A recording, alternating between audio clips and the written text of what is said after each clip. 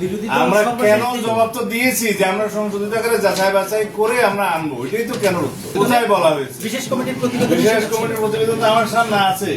হ্যাঁ, এটা আপনি কোথায় বলেছেন? এটা অ্যামেন্ডমেন্ট করে আনার কথা ছিল। আমার কাছে আছে, নম্বর আছে, দেখতেছি।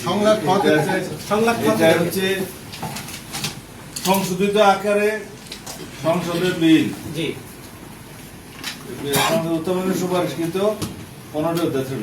সংশোধিত আকারে আমরা কেন আনি না? এই তো জি এটা আমরা কি এনেছি, রোহিত এবং হেফাজত করা। এটা একটা টাপন হয় নাই।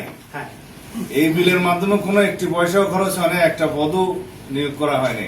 সুতরাং এটা হেফাজতের দরকার নাই, এটা রহিত হয়ে গেছে। তা আমরা পরের সেশনে এটা আনবো, এটাতে এই সেশনেই আনবো, এরকম কোনো বাধ্যবাধকতা নাই। মাননীয় মন্ত্রী বলা হচ্ছে এখানে বলা আছে সংশোধিত আকারে, করা হয়েছে। সংশোধিত আকারে সংসদে, খেয়াল করি, সংশোধিত আকারে সংসদে বিল উত্থাপনের জন্য সুপারিশকৃত 15টি উদ্যোগের তালিকা সংসদ ফিসাসে গেছে। না